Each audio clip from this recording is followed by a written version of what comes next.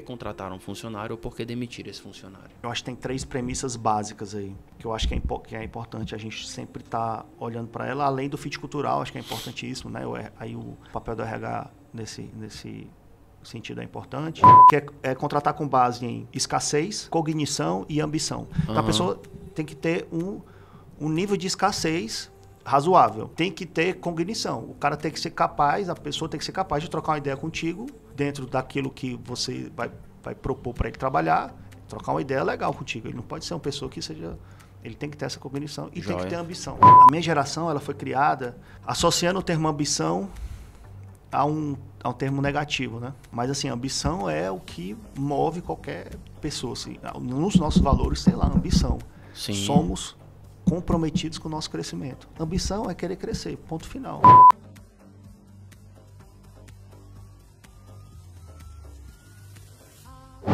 Oi, gente, estamos aqui com mais um episódio do Pode Faturar, um podcast onde não é proibido falar sobre vendas, sobre faturamento, sobre demissão de funcionários, sobre gestão e principalmente sobre empreendedorismo. E hoje eu estou recebendo um cara que eu conheço há um pouco tempo, relativo, mas que eu já tenho uma grande admiração. É um empreendedor nato, um cara que eu me identifico muito, que trabalho com ele no dia a dia e que tem muita história para contar aqui. Seja bem-vindo, Ayrton Silveira. Fala, Gabriel. Bom dia. É um prazer estar aqui.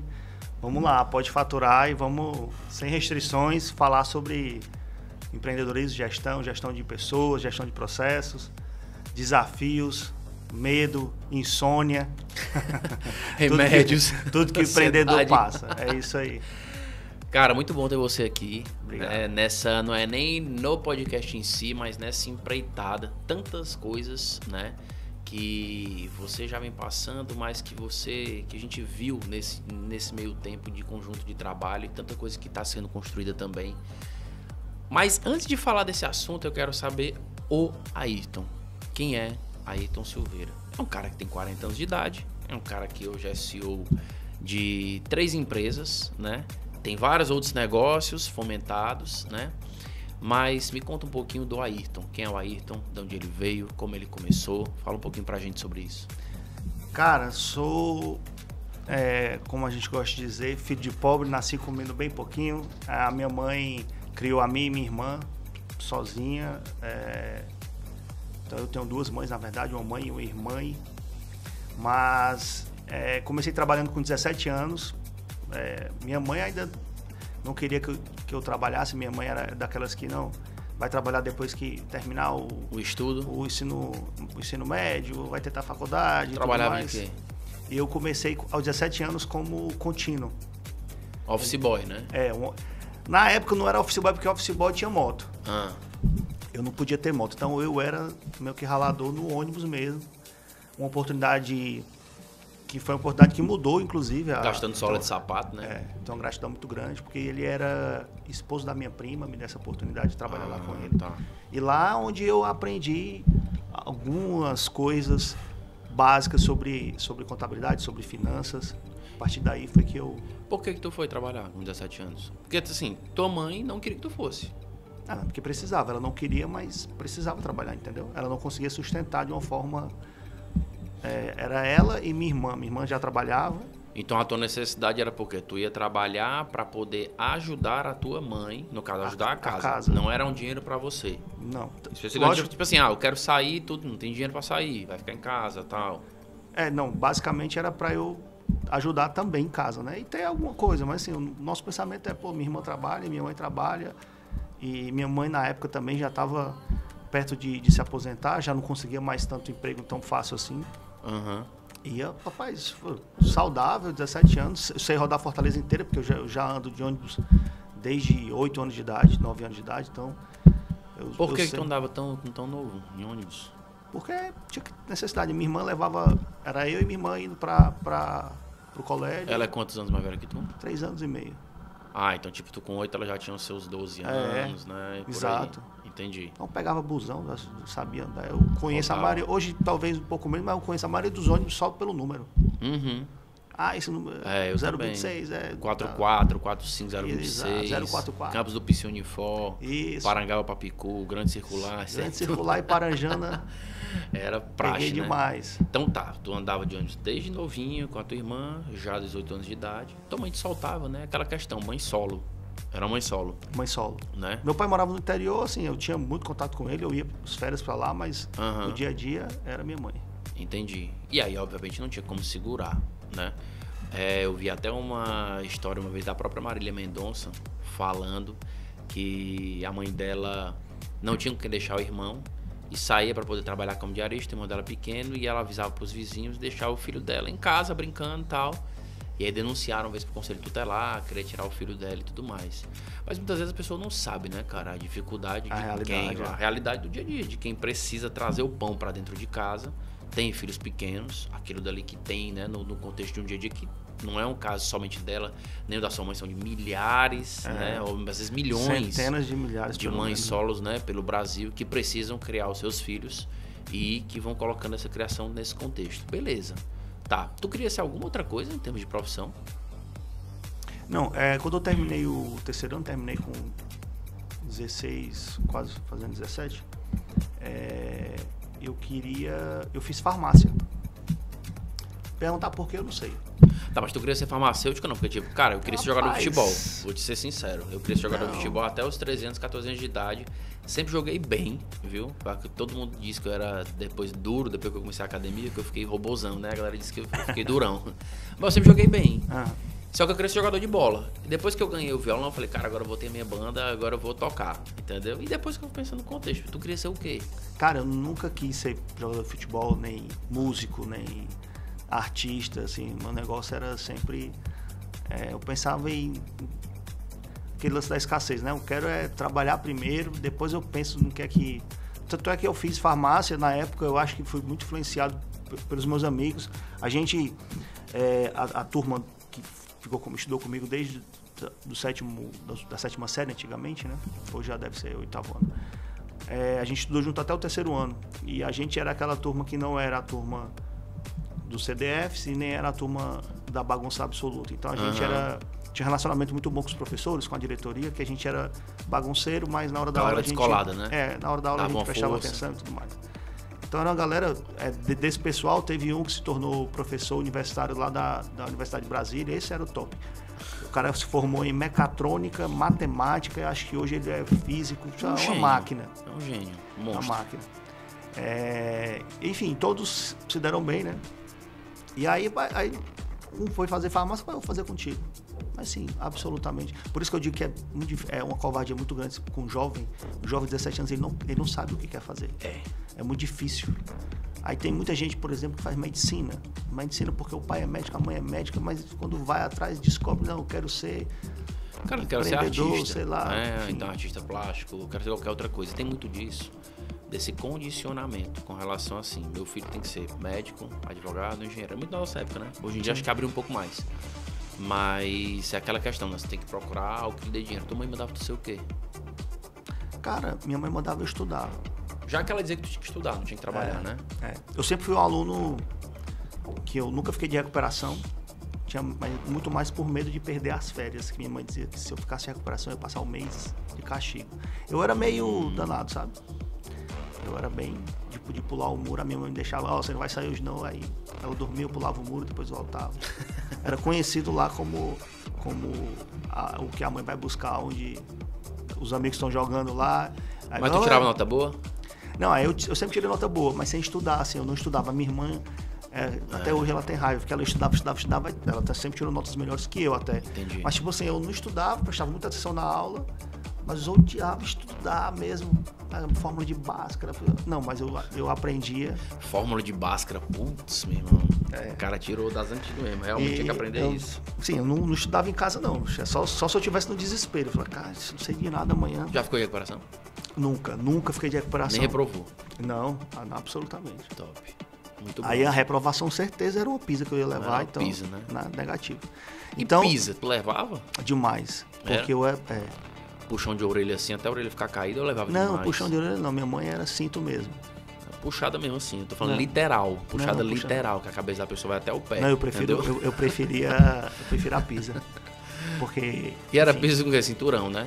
Ficava de olho no milho? Não. Só cinturão usada mesmo, chinelada.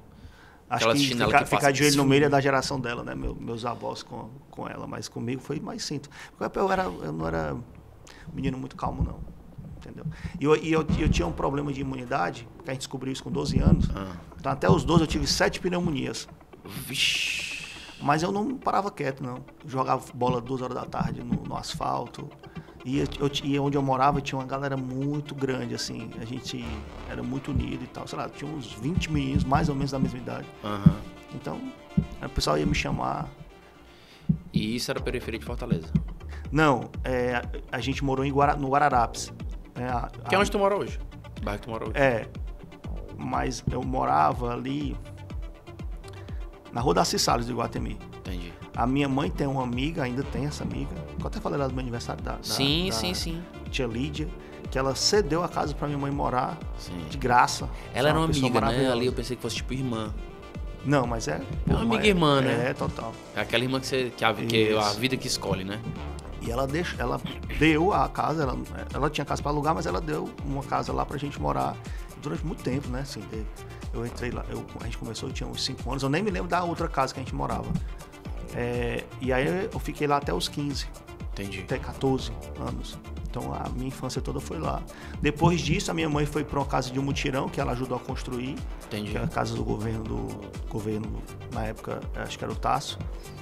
E ela precisou ir lá construir a casa, ajudar a construir casa de mutirão, que fica em Messejana. Aí foi quando eu fui para Messejana. Morar lá, ali perto do... Hoje é João Paulo II. Tá. João Paulo II ali, pertinho do terminal. Entendi. E a gente foi para lá. Aí lá ficamos até... Aí minha filha nasceu, a minha mãe morava lá.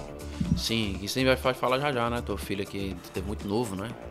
Um dia quando eu te conheci, tu falou, tem uma filha de 17 anos, vai passar em medicina. Eu digo, quê? Pô, tu fez 40 agora, como é que foi isso e tal, né? Mas enfim, beleza, aí tu faz 17 anos, que aquele dali viu com uma oportunidade de trabalho. Quem foi que te deu essa primeira oportunidade? O ex-marido da minha prima, que era contador. Entendi. Contador recém-formado, montou um escritório com um amigo. E eu conhecia há muito tempo, ele namorou a minha prima há muito tempo. Eles também foram pais jovens.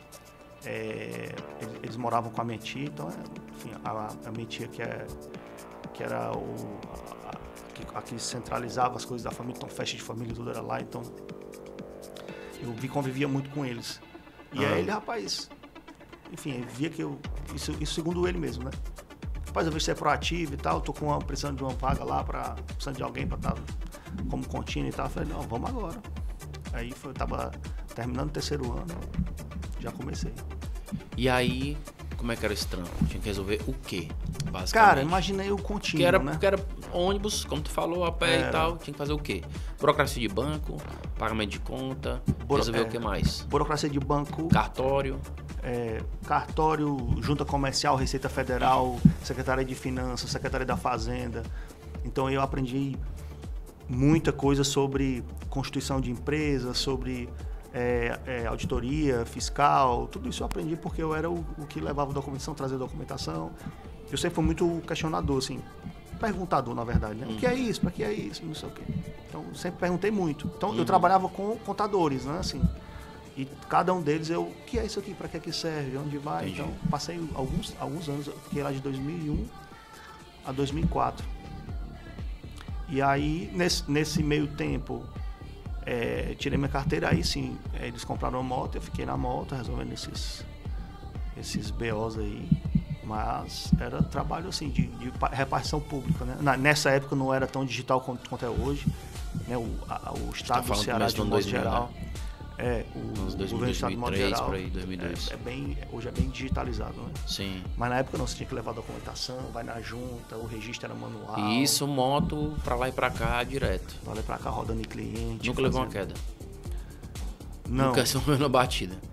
Não, queda eu não levei não, mas aí eu sofri um acidente, mas foi no final de semana.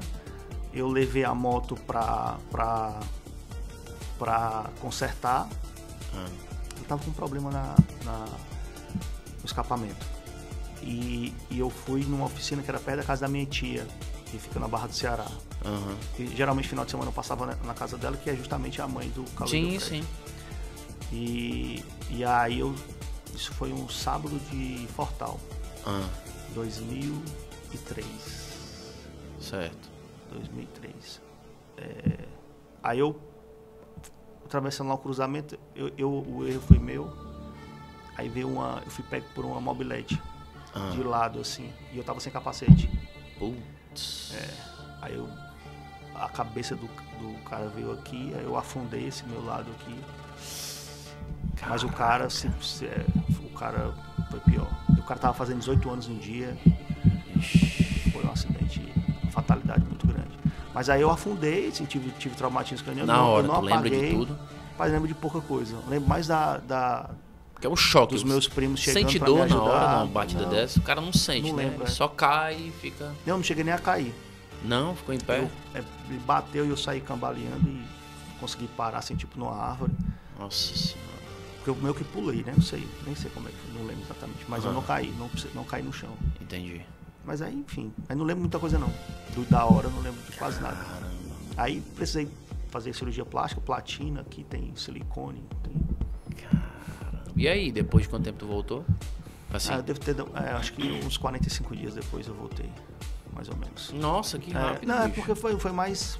Apesar da pancada, não teve nenhuma lesão muito grave na cabeça, assim. Entendi. E o aniversariante? Bateu a cabeça lá. Não, esse cara passou o tempo no JF, pegou ponto interno na boca, porque ele caiu no motor da moto, entendeu? Nossa Senhora, que coisa. Eu nem conheço, assim, mas enfim, aí na época minha irmã, junto com minha família, foi lá para dar apoio pro cara, teve que ajudar financeiramente, claro. Obviamente. Mas enfim, foi fatalidade. E nesse meio tempo, beleza, tu voltou a trabalhar e tal, ok. Ficou quanto tempo de contínuo trabalhando nessa função, aprendendo? De 2001 a 2004. 3 anos. Tá. Na mesma empresa você saiu, manteve, fez o quê? Qual foi o teu próximo passo profissional? Não, aí eu saí de lá por uma oportunidade que surgiu na CAMED, plano de saúde do Banco do Nordeste, né? Lá, um amigo meu que trabalhava comigo tinha ido para lá, numa empresa irmã lá eram duas empresas, a empresa de contabilidade e a empresa de tecnologia, que eram de irmãos, mas eu trabalhava só para de contabilidade, mas era uma sala vizinha a outra, a gente acabou que se conheceu, hoje ainda é um amigo irmão que eu tenho, e ele foi para lá, para a CAMED, e aí, rapaz, surgiu a oportunidade que tu não quer, que era para trabalhar na área financeira de lá. Entendi. Aí eu fui para ser terceirizado na época, lá na CAMED tinha... Prestador de serviço, né? Que era contratado. Exato. E aí entrei lá em 2004, tá. Aí foi uma sessão rápida. Aí eu já entrei, já estava na faculdade, e aí eu consegui ascender rápido lá, porque eu já manjava muito de contabilidade, de tributos, né? Eu sempre gostei muito de tributos, só não gosto muito da área de trabalhista, assim, nunca fui muito fã. E lá a gente conseguiu evoluir, a gente montou a gente estruturou lá um setor de coordenação tributária que não tinha. Então lá foi uma experiência bem legal, empresa grande. Lá, e aí tu já fazia faculdade nesse meio tempo? Já, fazia faculdade de contabilidade. Ah, e tu foi pra contabilidade, né? Porque tu falou que foi fazer farmácia e tal. Não, eu não cheguei, não Pensou, passei. Né? Eu fiz o vestibular, na época não era Enem, era vestibular, pra farmácia, mas não passei. Graças a Deus. Né? Beleza, então voltando aqui nesse contexto, então a gente tem essa parte da tua contabilidade, tu fez, tá, ok. Entrou pra fazer contabilidade e ficou na CAMED. CAMED durou quanto tempo? Na CAMED eu fiquei de 2004 a 2008. Nesse meu tempo a minha filha nasceu em 2006. E a CAMED tem é uma empresa maravilhosa, mas você tem um limite, né, pra crescer. Tem os presidentes, diretoria, geralmente são do Banco do Nordeste. Geralmente são concursados que estão por lá e tudo mais, né? Concursados do banco, né? Que assumem funções lá. E aí eu falei, rapaz, vamos ver se dá. De repente a gente dá um passo para trás para dar 10 para frente. E aí a gente fez esse movimento. Aí eu prestei consultoria um tempo, só que muito novo ainda. A consultoria muito específica, né? Consultoria geralmente da parte de estruturação tributária e tudo mais. E aí daí eu fui trabalhar como analista tributário de uma distribuidora de peça de moto. Segura aí só um pouquinho, que aí já é outro trampo, né? CAMED passou quanto tempo? 3 anos? 4 anos. 4 anos. Beleza. Isso, tu entrou em 2004, né? Isso. Beleza. Quando entrou em 2004, tua filha nasce em 2006, tu tem teus 22 anos. Como é que foi isso? Rapaz, Garotão novo, 22 anos. Aí eu namorava e a namorada engravidou. E aí, surpresa, como é que foi na época? Porque a tua grana, nesse caso, tá começando, você não tem uma grana pra poder sustentar um filho, mas cara, Deus casa. Deus é maravilhoso, porque assim, qual é a minha preocupação principal ainda hoje né? Mas garantir a saúde do filho, né? Assim, a gente não pode contar com o SUS. E eu trabalhava na Camed, então a Camed tinha o melhor ainda, né? Hoje não pode mais vender plano privado, mas tinha o melhor plano de saúde. Era um plano muito bom, né? Era um plano muito, muito bom na época, né? E eu já era funcionário da Camed quando ela nasceu. Eu não era mais terceirizado, então tinha um salário melhor, tinha mais benefícios, então a gente já ganhava relativamente bem, assim. Não era um mau salário, não. Conseguiu acoplar isso para ela para dentro, né? Exato. Ela veio no momento assim, longe de viver super bem, mas pelo menos dava para manter, ela nunca, graças a Deus, não passou nem perto do que eu passei.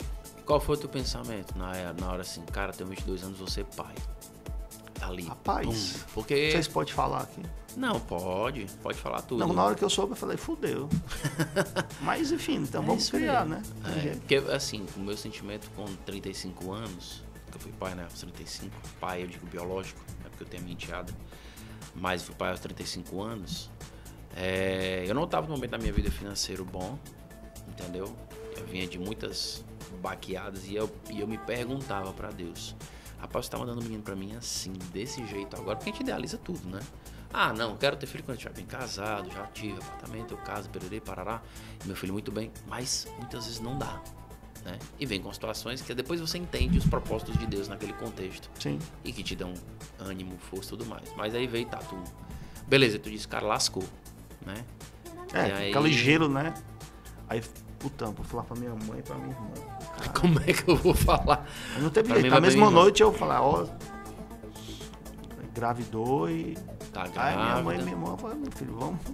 E ela, mas na verdade, hora, tua mãe, assim, tipo, minha primeira netinha, como é que pensou nesse contexto, fez o quê?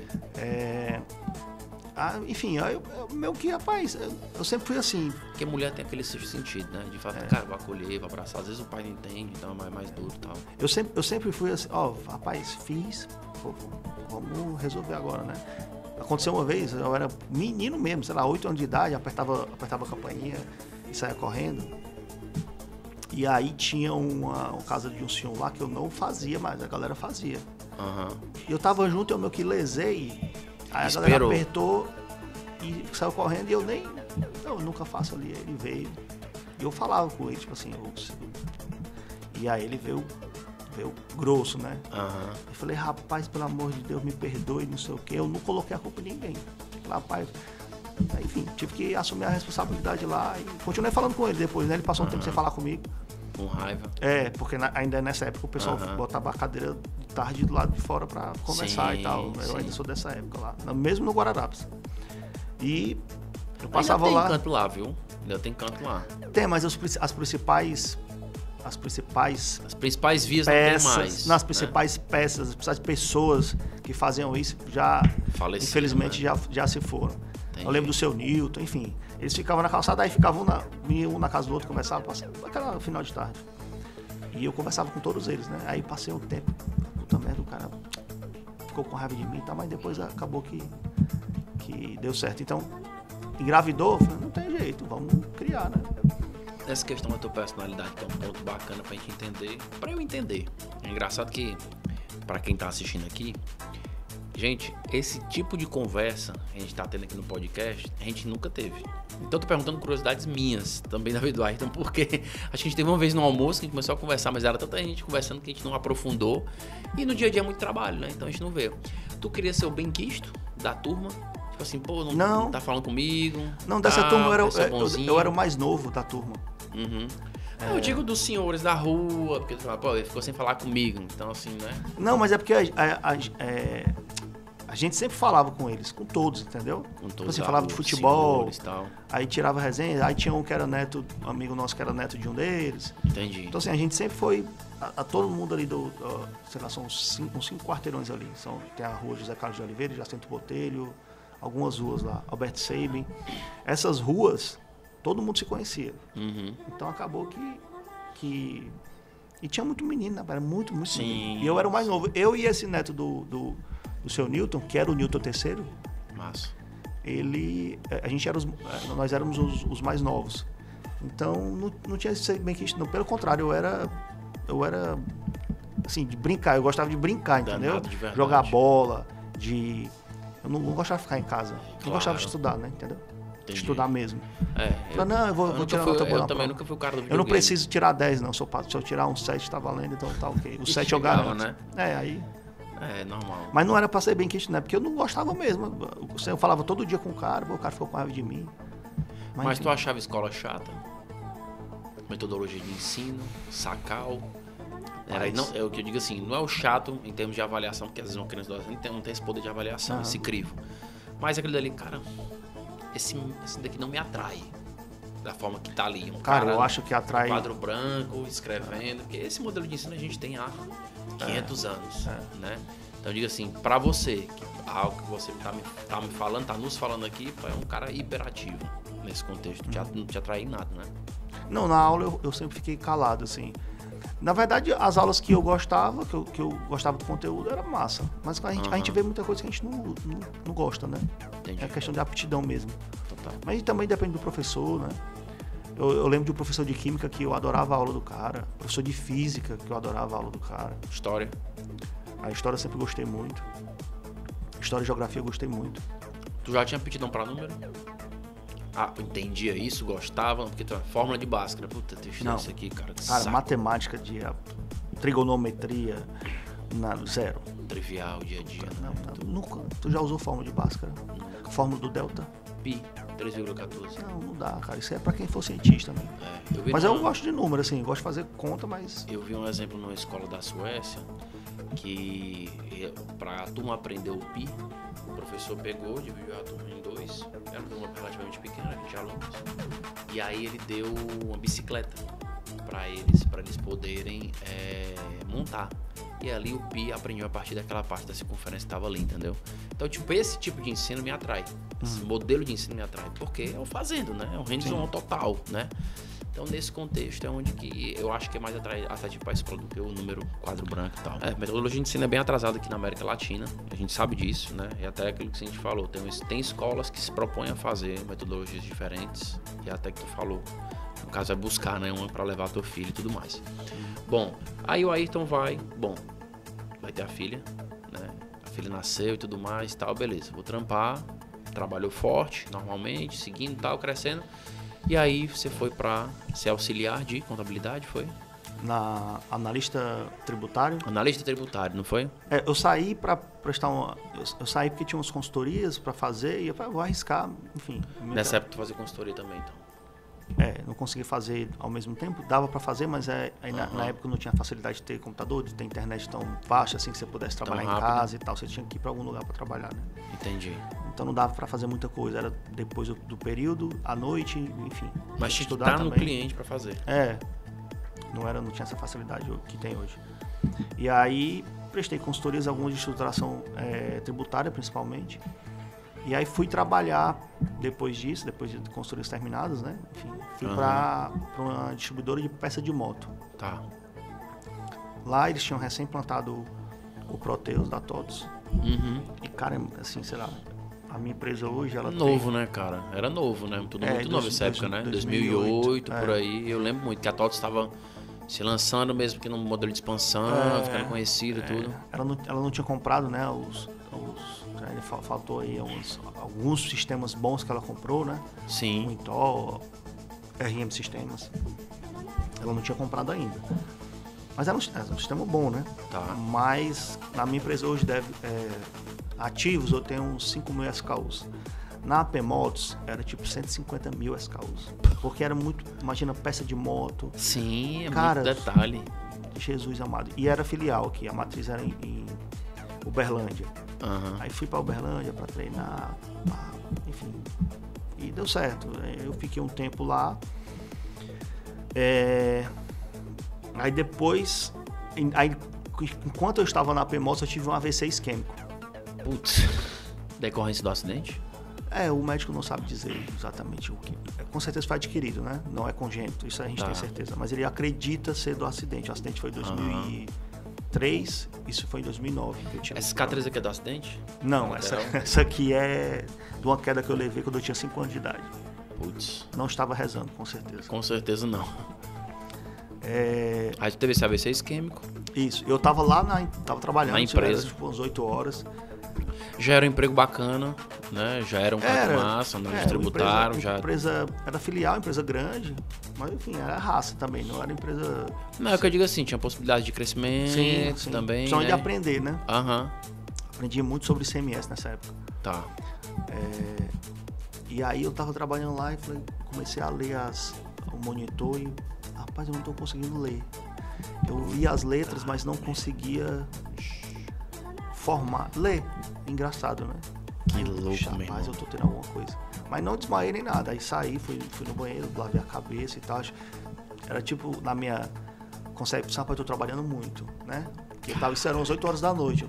Eu tava trabalhando em alguma coisa lá, nem lembro exatamente o que era, mas alguma coisa que tinha que entregar. Enfim, fiquei lá até... Ia lá na Calcaia, lá no Tabapuá. Sim, mas tu não tava lendo, tu ficou por quê? Não, eu sabia que tava acontecendo alguma coisa, né? Tipo assim, tá acontecendo. Aí tu fez o quê? Tu lavou a cabeça, voltou, continuou sem ler. Continuei sem ler, aí fui pra casa.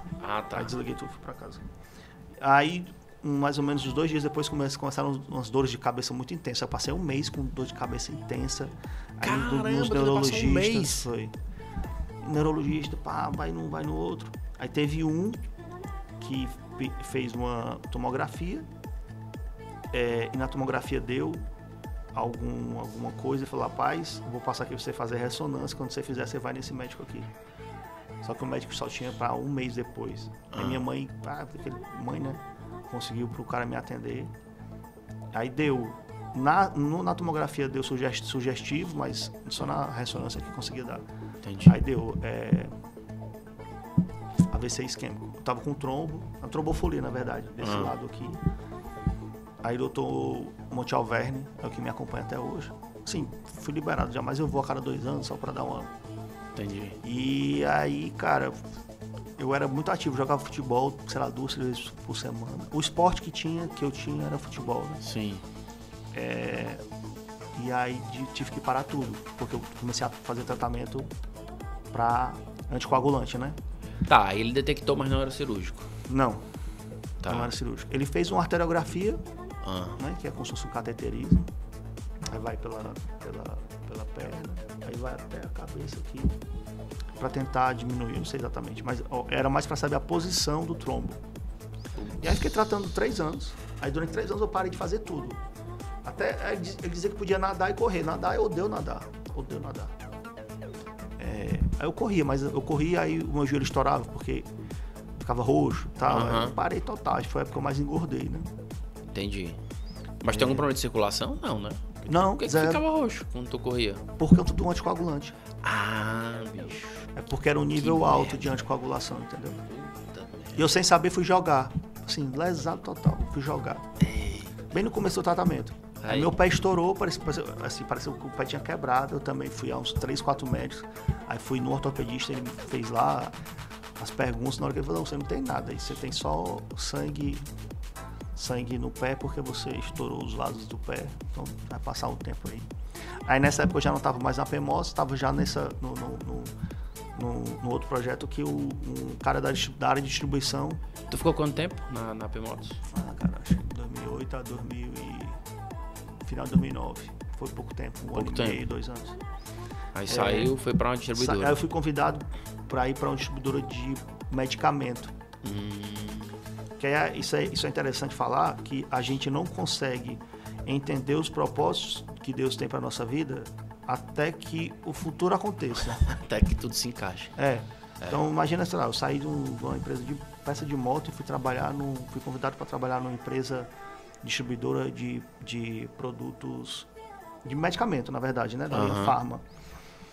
Mas foi lá, e aí lá eu fui para ser gerente, porque o cara tava numa situação financeira muito ruim. Mas tu saiu de analista tributário para gerência. Para gerência. E tu assumiu como isso daí, bicho? Que é o desafio. E aí foi nessa distribuidora, porque o cara tava precisando de alguém de confiança E aí o primeiro cara que me deu emprego, que é o ex-marido da minha prima, nessa época ele já não era mais esposo dela, mas ele que era amigo dele, ele, cara, eu tenho um cara bom e tal, aí ele me levou pra lá. Massa. Mas aí foi onde eu aprendi tudo que eu precisei aprender para ter a District Medical. Ótimo. Então, assim, por isso que eu falo que a gente só sabe dos propósitos de Deus no futuro. Agora eu tô entendendo por que tu tem a District Medical. Da onde tu chegou, tá entendendo? Só que assim, tu sai de um estagiário, né, na tua linha do tempo, um estagiário, depois CAMED, depois analista tributário, na AP Motos, morreu e tal, pum, vai pra gerente. Distriforte, o nome da empresa. Pra Distriforte, distribuidora de medicamentos, Medicamento, da linha Pharma. Como é que foi que tu aprendeu isso daí? Virou gerente.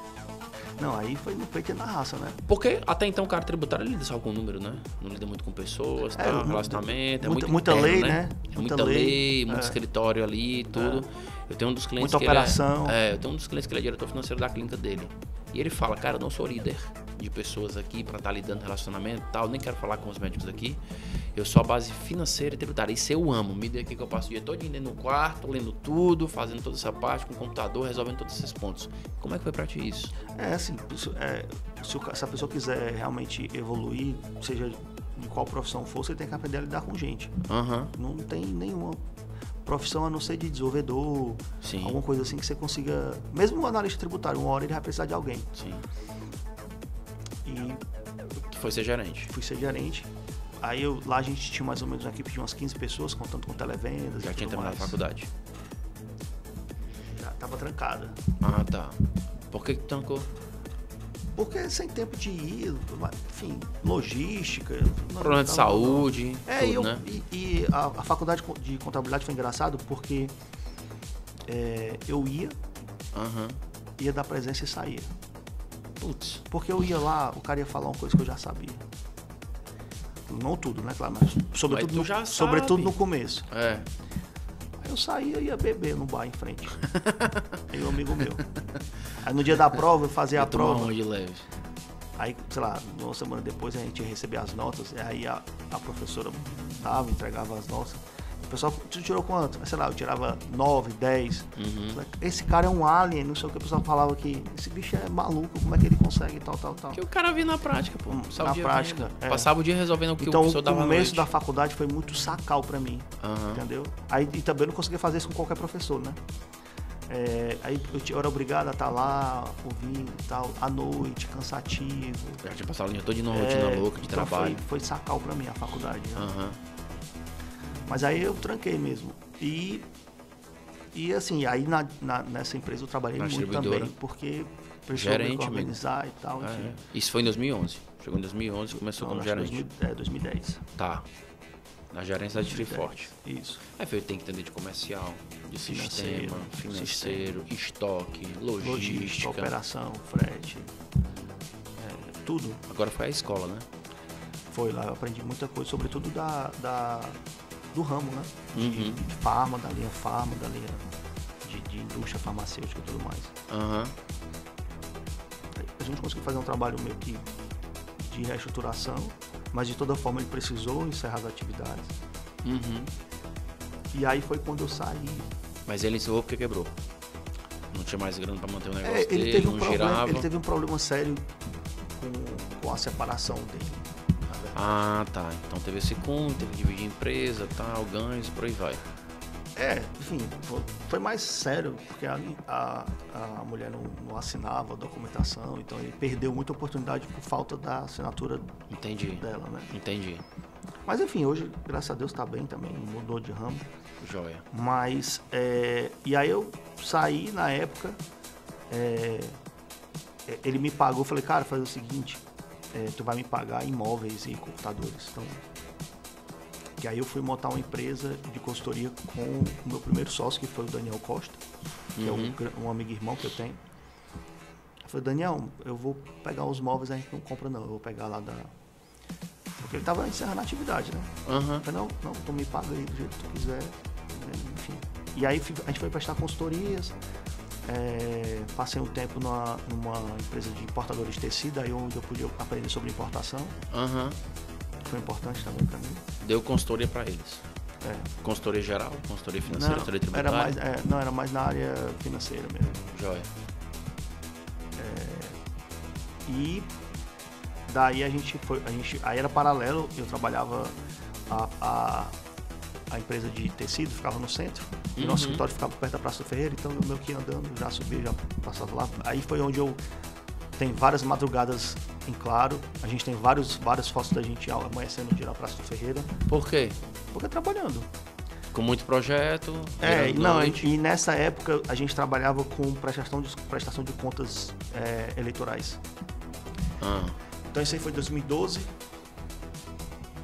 Até... 2012 foi ano de eleição municipal, que é onde a gente trabalhava mais. Mas eu digo assim, o teu primeiro negócio como dono foi em 2012, começou em 2012.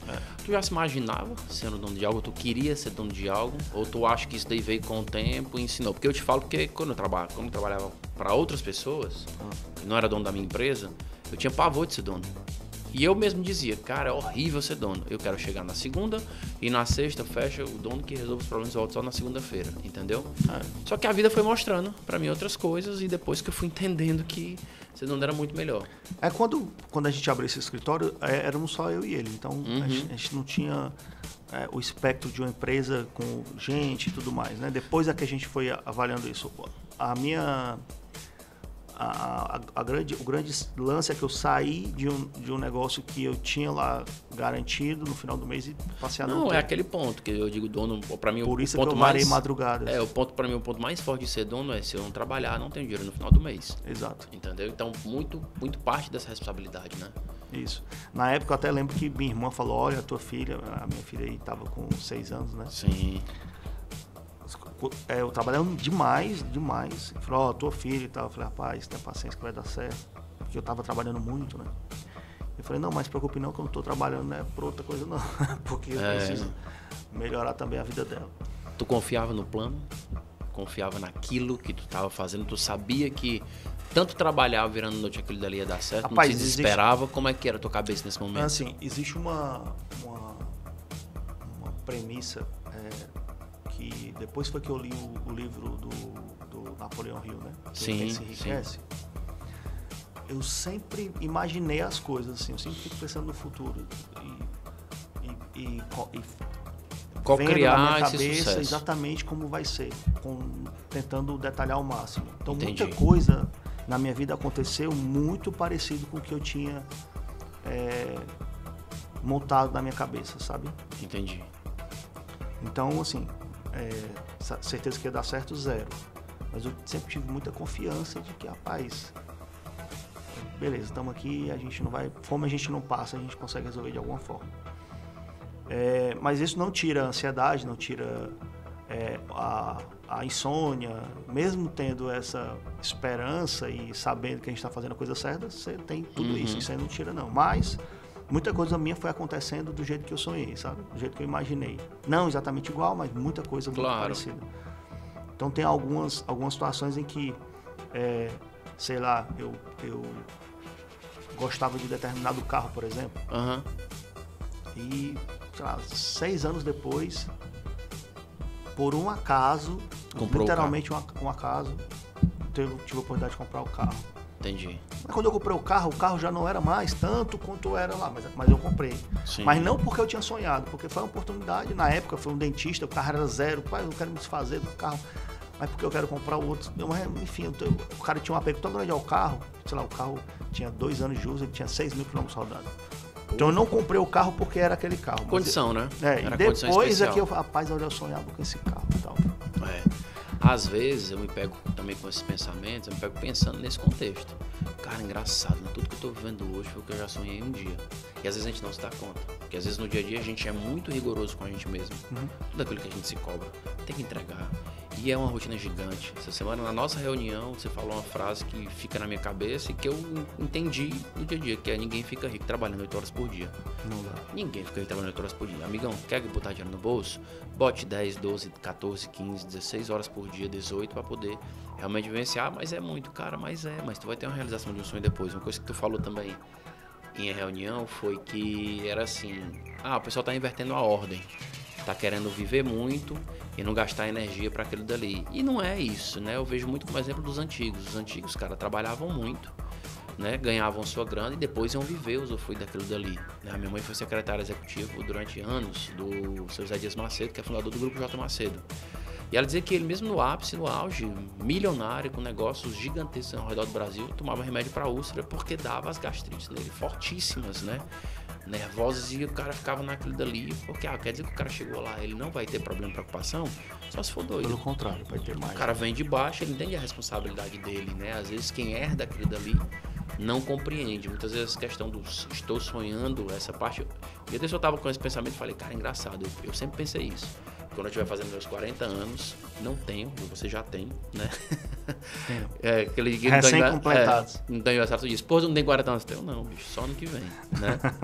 E eu pensei, nos meus 40 anos eu quero estar vivenciando o dia a dia da minha família, com meu filho, tal, não sei o que. Obviamente que eu não estou presente em todos os momentos, que eu viajo, tal, eu tenho muito trabalho, mas sempre estou deixando na escola. Sempre estou buscando na escola, sempre estou vencendo essa fase, né?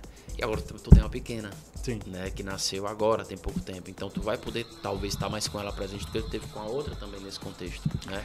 De dia a dia, dentro desses pontos, né?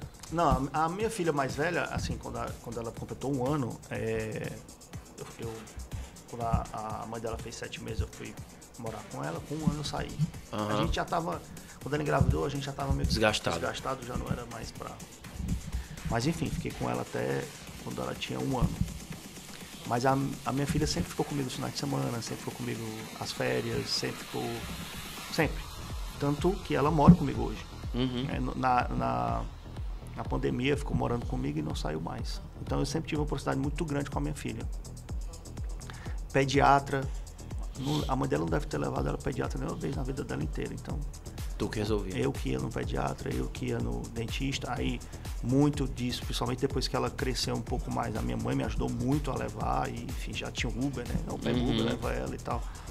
Mas eu tive um acompanhamento muito grande com a minha filha, mesmo não morando com ela. Mas agora eu vou ter uma experiência diferente, porque eu vou estar morando com a mãe dela, então eu vou até dividir mais responsabilidade. Sim. Então não tem... Sim, todo um outro momento também, né? São 17 anos de diferença. Mas estou trabalhando mais do que eu trabalhava quando a Maria Clara nasceu. Bem mais. Então, entendi. Se você perguntar hoje para minha esposa, ela vai reclamar, com certeza. As nossas esposas sempre reclamam.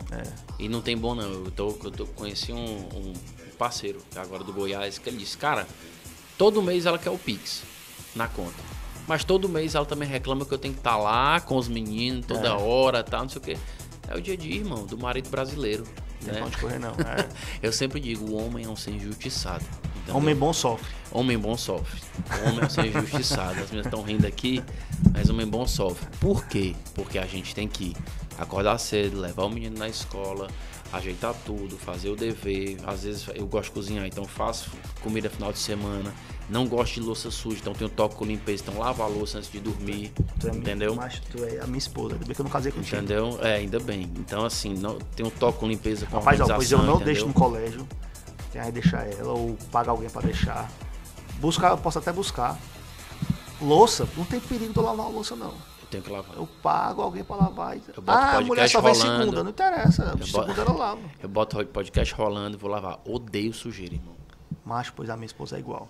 Aí eu sou sujeira. Então tenho muito toque com isso, entendeu? Mas aí você tem que se tratar. E você vai fazendo isso. Eu não falo com ela, tem que ir você vai no tratamento é a limpeza. Não, você vai no psiquiatra. Não, é psiquiatra aí, você tem que ir no psiquiatra para tratar o toque. Sério mesmo, porque não pode. Não gosto de coisa. Existe ansiedade que você tem que Minha enteada chega do colégio, bicho, eu nunca vi botar um tênis em cima da mesa de jantar. Não, aí não, aí é loucura. Não, e ela torceu o pé, coitada, tava descendo a escala para ir para a escola e torceu o pé. Aí esses dias eu cheguei em casa, tava a bota dela e o tênis. Eu digo, não, Maria Luísa, pelo amor de Deus, o que é que tu pensa nesse contexto aqui, hein? Me diz, entendeu?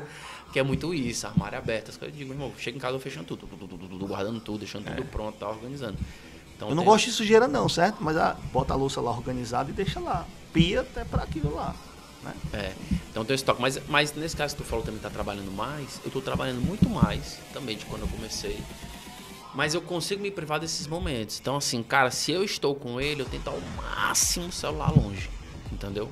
Para poder realmente interagir, contextualizar e não viciar meu menino no celular. Isso, entendeu? com certeza. Que é qualidade, entendeu? Porque também não adianta, eu sou um pai presente, faço tudo, mas meu irmão, tu tá aqui, ó, celular todo tempo, entendeu? É a qualidade do que tem que dar. A minha ainda é muito nova, né? 3 meses, ela agora. começou a rir agora. Ixi, Começou a entender que tá rindo agora. Cheirinho de neném. Mas assim, eu sou muito tranquilo, cara. Assim, eu faço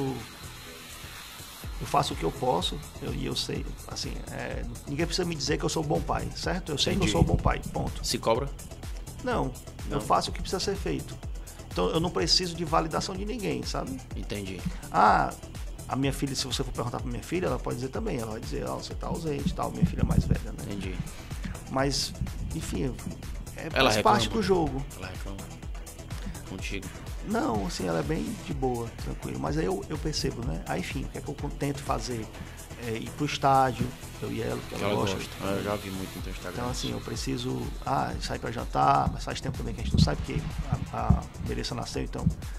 eu tento fazer isso, sabe? Entendi. Ela também, na adolescência se afasta um pouco, natural, tem as amizades e tal, acho que faz parte. Mas eu não sou muito de... Eu não gosto muito de mimimi, não. 2 coisas que eu não gosto é vitimismo.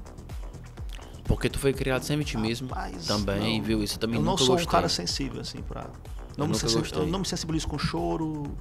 Eu falo assim, choro Cara, que eu também quero não. dizer... sei lá, então, minha filha tá reclamando de uma coisa que não tem sentido. Ela chora. Eu não me sensibilizo. Assim, tô falando de choros, não também de qualquer sou assim. choro, né? Mas não me sensibilizo muito, não. E aí, como eu sei que eu faço o que eu posso, eu também não digo, eu tô fazendo o que eu posso, tá? Tu não entende, tal. Não, se a pessoa quiser entender, ela vai entender, se não, também. Que ela veja isso e você vai e toca, né? Porque não tem muito essa questão disso daí. Beleza, isso é um crivo que tu usa pra ti, pros outros, é a mesma coisa? Como assim? Nessa análise de tô fazendo o que eu posso, tipo, tu cobra muito, ou então não enxerga ou tá fazendo o que ele pode, como é isso? Não, são coisas diferentes. Na empresa, a gente precisa cobrar o resultado, né? Não, aí pode ser empresa ou pode ser pessoal também, como é que funciona? Não, o pessoal também não cobra. Isso é muito de boa. Eu não cobro que a pessoa faça... Que a pessoa esteja contigo ali, ei, a gente não se encontra, tá, não sei o que, tem aqueles amigos que você passa 20 anos sem se encontrar e tá, mas se encontra é top, né? Zero. No meu aniversário, eu tenho um amigo que é da Camed, que é o Alisson. Ele me deu os parabéns no dia do meu aniversário, antes de eu ir pra festa. É um cara que eu adoro e tal, cara. Enfim. E aí Alisson, cara, você vai me perdoar e tudo, mas tô fazendo meu aniversário hoje, eu queria muito que você fosse e tal. Eu sei que é de última hora. Pô, o cara apareceu lá, topíssimo. Top. Enfim, fazia sei lá quanto tempo que eu não o via. A gente pessoalmente, se fala no Instagram, mas pessoalmente fazia muito tempo. Inclusive o aniversário dele sábado. E, enfim, é sem frescura, entendeu? Assim, rede social também te dá essa proximidade, né? Há uma falsa impressão de próximo, que também você consegue matar muito bem isso. Né? Agora é bom também você se encontrar, né? Aí é uma falha, porque não, é bom você estar em contato com as pessoas. Troca de energia, né? Já desenrolar isso. Mas como trabalho muito, assim, então...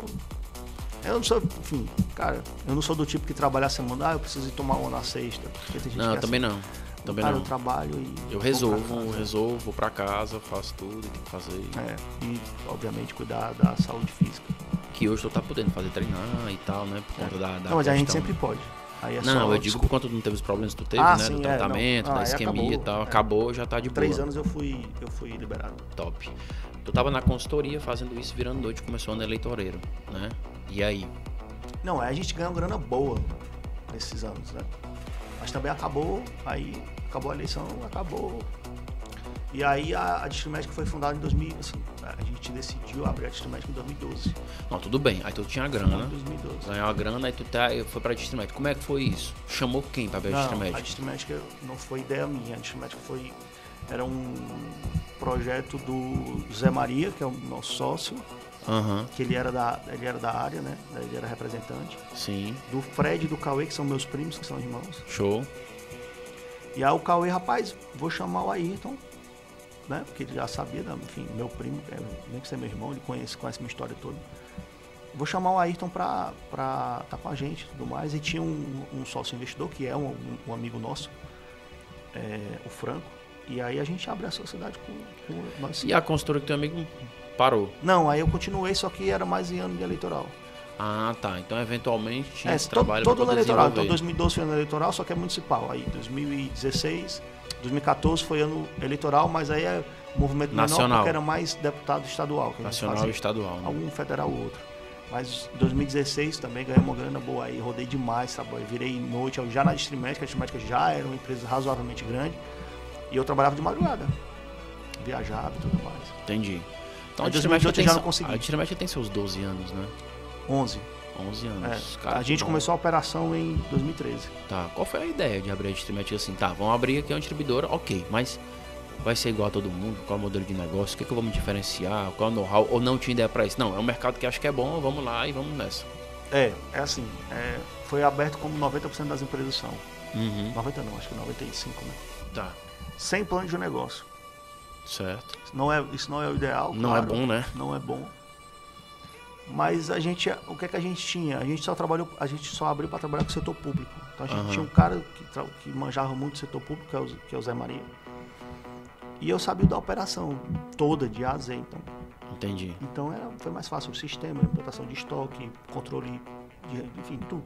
Financeiro, operação, logística. Já tinha know-how?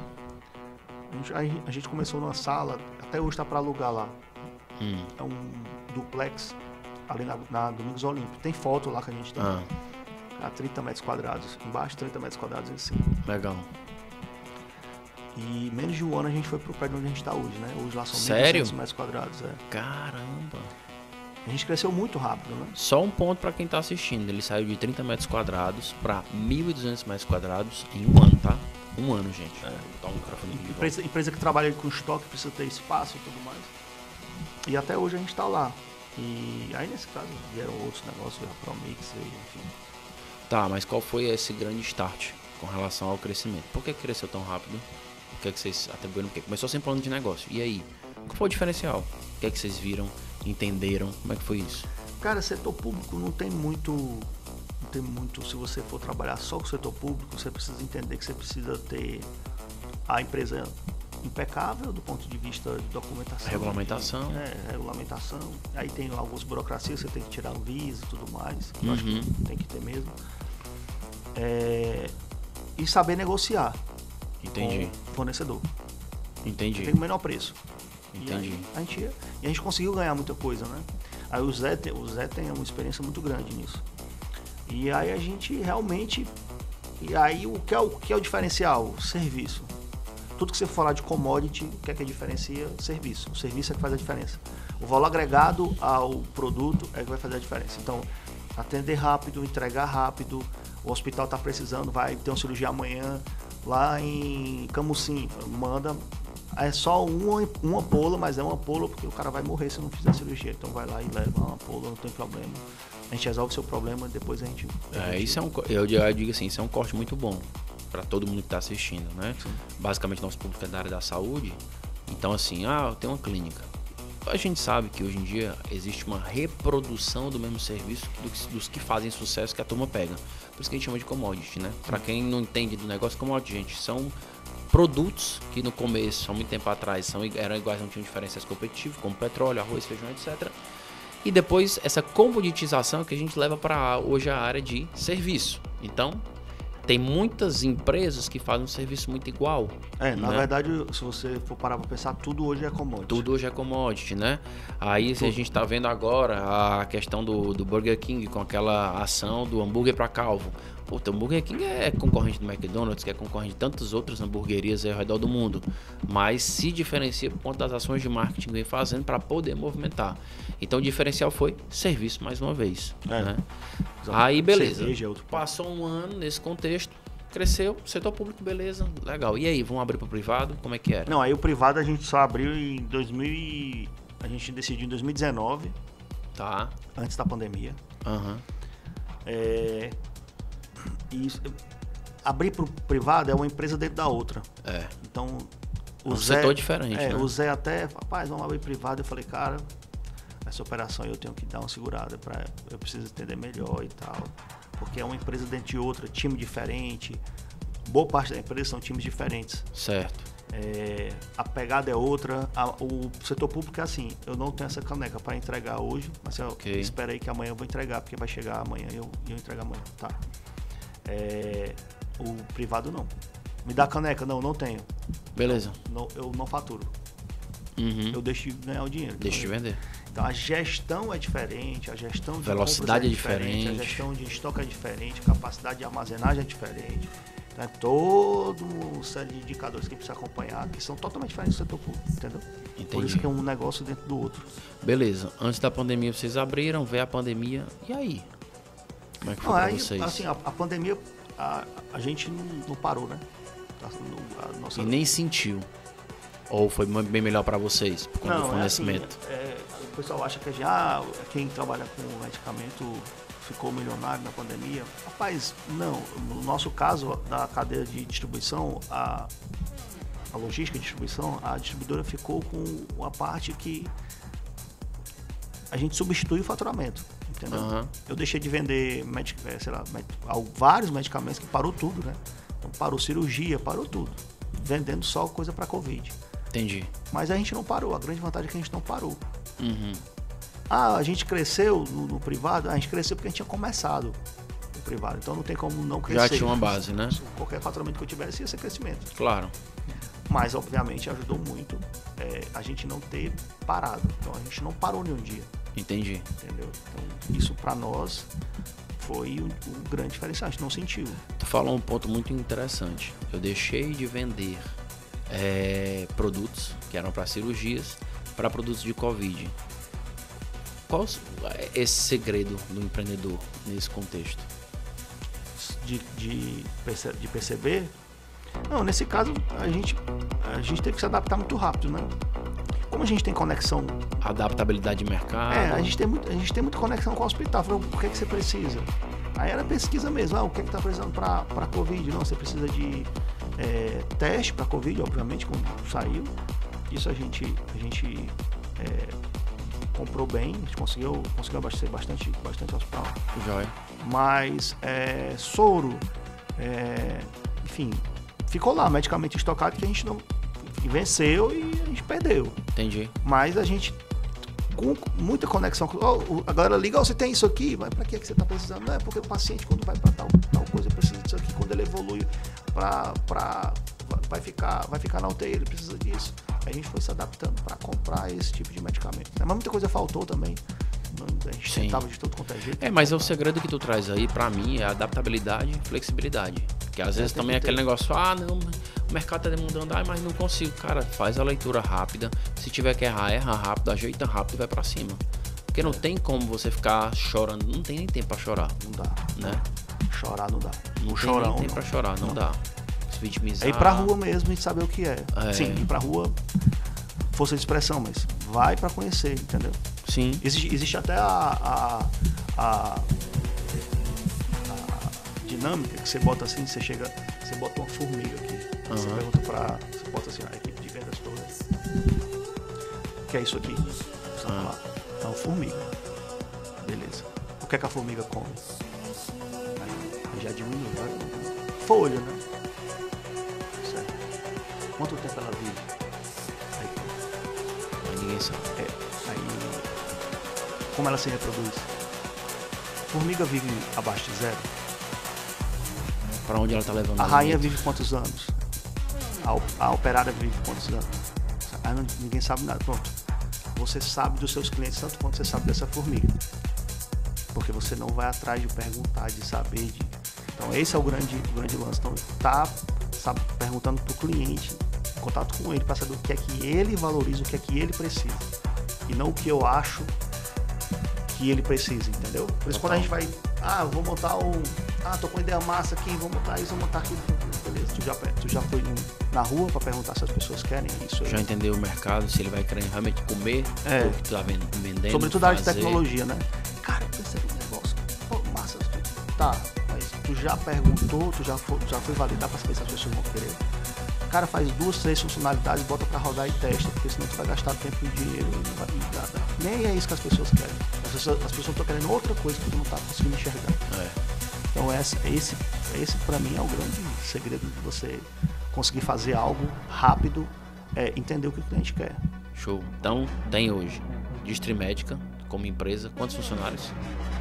A gente tem hoje, acho que uns 42 na Distrimédica, né? Tá. Diretos, indiretos? Indiretos deve ter mais uns 50. Tá. Tem Promix, né, na operação? Promix deve ter uns 22, assim. Promix que tá também, no caso, em Fortaleza, abrindo operação em Teresina, né? Já expandindo. Promix é análise laboratorial. Né? Empresa especialista em soluções para laboratórios. Nossos clientes são os laboratórios. Show. A gente Massa. não é um laboratório, né? A gente distribui para laboratórios. Maravilha. Ótimo. E franquia da Atende Já. Sim. Clínica Médica Popular. É isso. Que é onde a gente fez a gente se conhecer, né? Que é onde fez a gente se conhecer, se falar todo dia, e depois tem os outros projetos, né? Nesse caso que aí Atende Já são 23 unidades, né? Para ser implantada dentro do estado do Ceará, que é o que a gente está buscando e tocando isso no dia a dia. Beleza. Esse nível de responsabilidade que você tem, sendo CEO desses três contextos, como é que tu lida com isso no dia a dia? Rapaz, não para pra pensar. Não. A primeira coisa que eu faço quando eu acordo é o rezo, assim, eu oro, peço a Deus só para me dar temperança e sabedoria. Às vezes quando eu não consigo fazer antes de me levantar, eu faço no carro. Assim, eu tô fazendo um curso de filosofia em busca da verdade. Legal. Tu tinha me falado. São Paulo e tal, o professor Guilherme Freire, que é muito bom. E tem sido, por aquilo que pareça, uma espécie de terapia. Porque você começa a estudar... E a se conhecer. Sim. E nesse caso a gente estuda filosofia clássica desde Sócrates. Mas assim, já passou por história do Brasil. Então assim, cara, você percebe, a gente é uma poeira no deserto. Então, ao mesmo tempo que a gente quer fazer a diferença, que ninguém constrói nada trabalhando 8 horas por dia, que tem que trabalhar muito mesmo, que é doloroso, que sofre, que não é fácil, tudo isso a gente sabe. Sim. Então a gente já tem consciência de que isso vai acontecer. Então, dormir mal às vezes acontece, você amanhecer super empolgado, meio-dia você tá desestimulado, à noite você tá depressivo e vai dormir já esperançoso, é normal na vida de um empreendedor. Mas eu tenho Obrigado por essa linha do tempo, porque eu passo por isso diariamente, óbvio que tu passa também. Mas tu leva isso com muita leveza. Isso é um aprendizado que eu te observo no dia a dia, né? E aprendo, porque eu sou muito observador com tudo. Sim. E eu observo muitas responsabilidades que você tem. Eu falo, meu irmão, ele leva tanta leveza isso aqui. Mas é porque senão o cara enlouquece, né? O cara tem que levar com leveza, senão ele pira, né? Porque, obviamente, você não tá ali só como poder desses outros que vai ser. Não, é muita coisa pra definir, é muita gente, às vezes. Aí tem um ponto que eu, como dono, eu não costumo pensar naquela questão seguinte: tem tantas famílias que dependem de mim. Não penso nisso. Não sei se tu chega a pensar. Porque se eu pensar nisso, eu piro. Eu tenho que pensar que a empresa é a empresa em si e tem que dar resultado e tudo mais, que a minha família depende de mim. Assim, eu acho que tem que dividir essa responsabilidade com o time, né? Quando você fala, tem várias famílias que dependem de mim. Não, tem várias famílias que dependem da empresa. Justamente. Não de mim, né? Agora, eu sou o que dá o direcionamento, mas o time tem que dividir essa responsabilidade comigo, né? Então, eu também não penso muito nisso, não. E tem que não é nem leveza. Rapaz, se eu não for assim, eu não consigo nem dormir. Então, já vê como é que é a minha rotina. Sim. Mas eu preciso melhorar, não pode ser assim. Eu entendo que, falei pra minha esposa, vou trabalhar muito. Até... Cara, eu falei pra ela isso ano passado. A gente falou esse ano. Aí eu no começo, antes de terminar o ano, né? Falei, olha, esse 24 vai ser pior. Eu não acredito que vai ser pior, não. Eu acho. Só te preparando. Mas enfim, a gente tá trabalhando para que em algum momento a gente consiga. Cara, eu gostei. Só um PS, eu gostei desse teu alarme no relógio. Hora de ficar em pé. Pode ficar em pé. Pode ficar sentado. Sim, aí tu falou que ia ser pior e ela. Ia ser pior. Aí ela, enfim. A gente vai se ajustando, né? Entendi. Mas também ela quer morar no. Ela falou. No último jantar que a gente teve. No mesmo dia, ela falou que eu tava trabalhando muito. À noite, a gente falou, eu queria, não vejo a hora da gente morar numa casa. A gente falando de cachorro, né? Que a gente tem um cachorro, bichão bulldog inglês, 30 quilos. Então, para um apartamento, ele é pequeno para ele, né? E aí a gente fala, vai ter um quintal lá pro Theo e tal. Eu não vejo a hora de a gente morar numa casa. Na hora, né? Eu não perco essa oportunidade. Claro. Você está sendo totalmente contra-intuitivo. Você acabou de dizer, hoje à tarde, que eu estava trabalhando muito. Você acha que o dinheiro vem de onde? O dinheiro tem que vir de algum lugar. Eu não vendo droga ainda. Não. Só droga lícita. Mas eu digo assim, porque tem muito essa questão, né? A esposa trabalha, tal, não sei o que e tudo mais. Óbvio, a minha também trabalha nesse contexto e tal, mas existe um ponto onde a minha é assalariada, né? Trabalha num banco.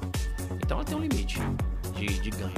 Como eu sou empresário, eu não tenho um limite de ganho, né? E obviamente que eu coloco isso pra mim também. E entre essas questões, realizações de sonhos, precisa de relação. A não ser como você falou, cara, só se eu fosse vender droga, não é o meu objetivo. Entendeu? Então... assim, tem que se ajustar, né? E também sem muito... eu que me coloquei nessa situação, né? Eu não estou obrigado a ficar, não. Eu posso largar tudo e tentar comprar um barraco na praia e morar na praia. Eu que busquei. Eu posso vender miçanga lá em Canoa Quebrada e pode ser. Eu que me coloquei nessa situação, então... Ou eu saio, ou eu organizo. Aguento a pressão. Mas a filosofia ela é bem esclarecedora. Da filosofia em si, tu já tinha feito algum trabalho com psicólogo para ter a base do autoconhecimento em si? Eu leio muito, né? Já li muito e de todo tipo de livro. Mas eu sempre, e aí eu descobri isso depois, eu sempre tive um senso de responsabilidade, sabe? E aí é engraçado porque o Cauê e o Fred, que são meus sócios, mas que a gente é primo e é mesmo que ser irmão, a gente sempre teve isso, todo mundo filho de pobre. Sim, todo mundo ralador. Mas a gente pegava lá os meninos da nossa idade, que ficavam com desculpa meio que esfarrapada porque fez determinada coisa, a gente sempre foi, sei lá, com 12 anos de idade, então a culpa é tua. A sua é a bronca. Bronca é tua. Então a gente sempre fez isso, sabe? O Fred trabalhou desde muito cedo, o Cauê também trabalhou mais cedo que eu. Com 15 anos, acho que o Cauê começou, enfim. E a gente sempre foi muito ralador. Não, o problema é teu, se vira, dá teus pulos. A gente é muito parecido com a mãe da gente, né? Fala, o bichinho trabalha muito. Rapaz, se tem um negócio que me deixa nervoso, é quando minha mãe vai falar isso. Mãe, não me chama de bichinho. Muito. Não me chama de bichinho, eu sou bichinho. De coitado. Eu trabalho muito porque eu quero, e é isso que, enfim, tem que trabalhar muito mesmo. E a vida que eu escolhi, pô. Não tem segredo, não. A vida que eu escolhi isso. É assim, ó, não trabalhar muito é ruim. Trabalhar muito é ruim. Casar é ruim. Ser solteiro é ruim também. Então você só tem que escolher o ser ruim e seguir a vida.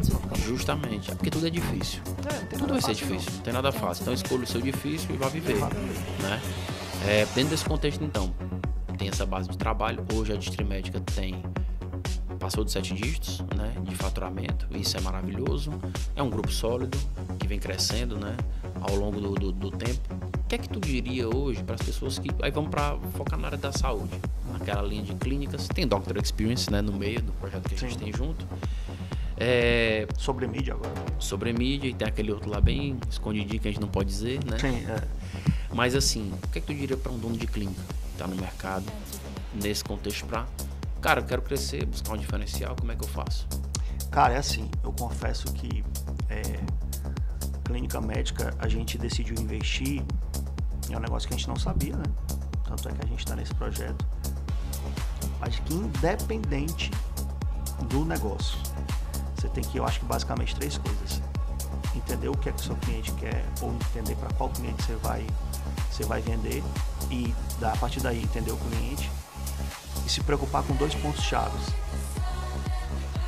Que aí acho que muita gente acha que tem siglas demais e tudo mais, mas eu acho que existem 2 indicadores que toda empresa tem que ter, que é CAC e LTV. Quanto custa para adquirir um cliente e quanto esse cliente deixa para você durante a vida dele de relacionamento. Quanto ele vai girar na clínica ali naquele momento. Porque é isso aqui, muita empresa tem um CAC altíssimo, adquire o cliente não consegue manter. Se não mantém, não tem LTV. Ou tem um CAC baixo. Ou tem um CAC baixo, mas não mantém. Então, na verdade, o grande lance é você adquirir o cliente, criar métodos e produtos para você reter esse cliente, processos muito bem estabelecidos de retenção de cliente, atendimento, cultura da empresa conta muito, governança, e você, a partir desses processos, estabelecer, não, eu tenho esses produtos para vender. Eu posso gastar até R$3.000 para adquirir um cliente, porque esse cara vai me deixar no mínimo R$7.000. Perfeito. Então, esse tipo de conta você tem que fazer, e o cara tem que manjar e tem que entender. Aí eu sou muito fã de generalista. Eu acho que nenhum especialista consegue, sem estudar antes ou sem se transformar no generalista, virar empresário. O que acontece muito é que um especialista vira empresário. Então, o médico vira empresário sem entender de gestão de gente, gestão de gestão de processo, gestão financeira, gestão comercial, entender de marketing de modo geral.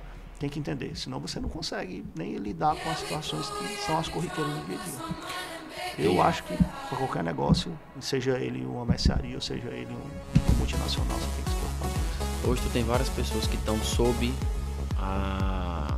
como se fosse, sob a batuta da empresa, né? Nesse caso. Quais são os 3 pontos que tu diz, ou o que tu elenca com relação a por que contratar um funcionário ou por que demitir esse funcionário? Cara, para contratar, eu acho que tem 3 premissas básicas aí. Eu acho que é importante a gente sempre estar olhando para ela, além do fit cultural, acho que é importantíssimo, né? Aí o papel do RH nesse sentido é importante. A pessoa tem que ter fit com a nossa cultura. A nossa cultura é muito, assim, você vai na Promix, a mesma unidade estimética, e na Atendi já a gente está buscando isso também. Mas existem 3 premissas que eu gosto de seguir, que não é algo, assim, para o Brasil talvez seja novo, mas é algo que nos Estados Unidos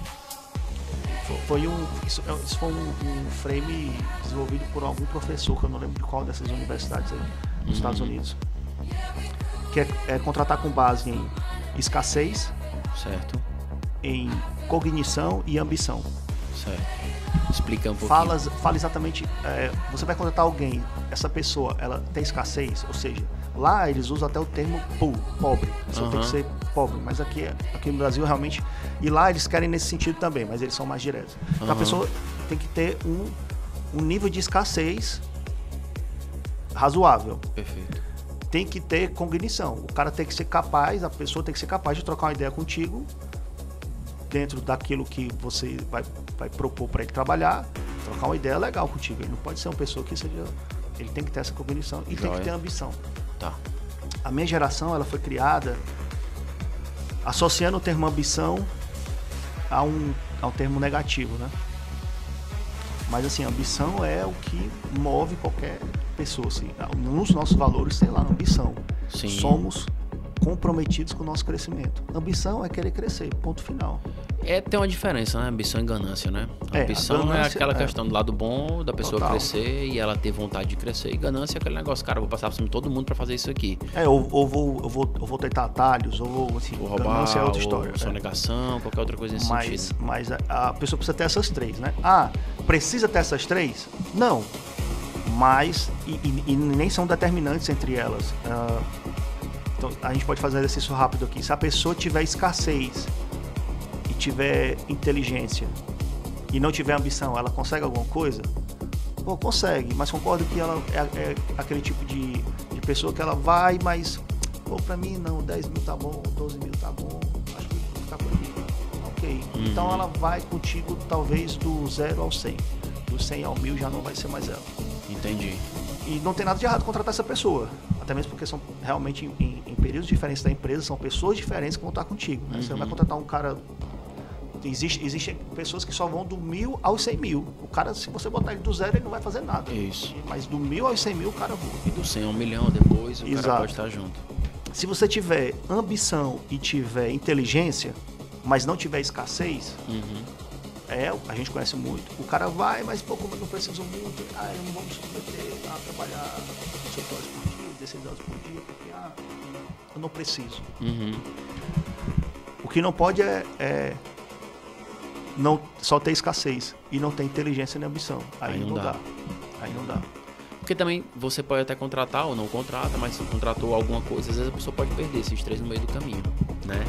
Porque também tem muito isso, que às vezes é aquela questão de contratar a pessoa vai até certo ponto e ela não consegue manter. Eu vejo muito em clínica assim, muito profissional da saúde, tem a atendente, tem a secretária, tem a fulana e tal, porque é de confiança. Então, vou estar aqui pela de confiança. Cara, mas ela erra tudo, ela não confia bem dos pacientes, ela não atende bem dos pacientes, não se relaciona legal. Não, mas eu vou manter porque ela é de confiança, né? E aí o cara perde dinheiro pra caramba, porque ele não tem a visão empresarial, como você falou. O especialista tem algo mais pra empresa, o cara nunca estudou, não sabe de nada, né? Como é que é a tua correlação nesse contexto do entendimento de, bom, beleza, tem os 3 pontos que você falou, mas como é que tu entende, por exemplo, eu tenho o meu, aquele negócio, não vou dar spoiler, né? Mas diga assim, eu tenho a minha determinante de crença com relação a isso, mas como é que é o teu nesse contexto de, essa pessoa me ajudou até aqui, próxima página, próximo degrau, como é que vai ser? Eu acho que enquanto empresário, o nosso papel fundamental é, além de gerar emprego, gerar riqueza, que é o que a gente faz. E aí, um ponto, a galera fala muito de Jeff Bezos, né? Tem a fortuna dele avaliada em 1,5 trilhão. Uhum. Então imagina, o cara tem um patrimônio, ele gerou de riqueza 1,5 trilhão. A fortuna dele é de 800 bi. Uhum. Então essa diferença é o que ele deixou para a sociedade. Entendi. Então assim, a gente gera muito valor, esse é o grande papel do empresário empreendedor. Uhum. Com o objetivo final de ter lucro, porque tem que ter lucro, óbvio, Isso. mas gerando valor no meio do caminho. E quando a gente fala de gerar valor, também gera valor com as pessoas. Então a pessoa que vai de 0 a 100, pode ser que ela não vá do 100 ao 1000. Mas a gente precisa desenvolver essa pessoa. Dar ferramentas. Ferramentas, treinamento, certo. Exigir mais. A gente precisa interpelar as pessoas, precisa... por isso que a cultura do mimimi, ela quebra muito esse processo. Mas eu trabalho contigo, eu tenho que ser capaz de te cobrar. Justamente. E se eu tô te cobrando é porque eu confio que tu vai me entregar. Uhum. Se eu não te cobrar, cara, esquece. Então eu sei que tu não tem capacidade de me entregar. Isso, não falo então, mais uma hora nada. ou outra, talvez tu esteja trabalhando lá ainda porque é um trabalho com menos risco, com menos, talvez, importância. Mas eu acho que o primeiro ponto é a gente precisa desenvolver as pessoas, mas mesmo desenvolvendo vai ter hora que a pessoa não dá. E aí faz parte. Não dá mais, eu preciso de alguém, você não está pronto. E a gente troca, a gente não pode ter muito Sentimentalismo nesse momento. zero, Onde porque você vai entender. Porque não sou eu que estou fazendo. Justamente. A empresa é que está fazendo. Porque quem precisa é a empresa, não sou eu. A empresa precisa dessa mudança. Né? Precisa desse contexto. Você vai crescer, fatalmente você vai perder gente boa. Uhum. Assim, gente boa que eu quero dizer, de gente... Você vai perder gente boa porque vai para outras empresas enquanto você não cresce. Isso acontece também. Mas você vai ter que demitir gente boa, você vai ter que ter conversas São pessoas boas, só que naquele momento não está adequado para você, né? Que é dentro daquele fit que você estava falando muito. Eu vi muito isso com o Guto Galamba, que ele falou, olha, eu queria bater um faturamento de X, que era 1 milhão, sei lá, mês, né? E aí ele teve pessoas que ajudaram ele até 100 mil, 200 mil. Quando ele começou a ter novos planos e projetos, aquelas pessoas já não conseguiam mais entregar e ajudar. Então ele teve que trocar as pessoas, muito obrigado até aqui, e seguiu. E alguns clientes, né, que tem essa maturidade de demitir, né, que demitir muitas vezes é uma libertação para a pessoa também, que às vezes ela tem um alerta e fala, poxa, eu preciso melhorar, né? Não é esse mar de choro não, que vou demitir, então a pessoa morre, não, é libertação também. Que eu tive uma cliente em particular que eu fui lá e tal, Juazeiro do Norte, treinei a atendente dela e quando saí de lá tal, aí ela atendeu, eu vi aí, deu tudo certo, vamos começar o plano, né, vamos ver. Cara, só a frase, né, vamos ver, você já sabia que a pessoa, né, não tinha a ambição, né, e a vontade, porque eu sei que ela tinha escassez, eu sei que ela tinha essa parte da cognição, da inteligência para poder fazer o que foi ensinado, mas não tinha ambição. Deu toque para minha cliente, ela disse, vamos observar, deu 15 dias, eu falei, e aí, ela, vamos trocar, e ela trocou rápido. Esse fator de troca rápida, eu fui lá treinar a nova moça, cara, e em 5 meses ela tava faturando 5 vezes mais. entendeu? E é ela e outra pessoa só na clínica com um giro muito forte nesse contexto, por conta de celeridade, aquilo que eu digo muito. Você pode errar rápido, mas você tem que acertar rápido, né? Ajustar muito rápido isso, né?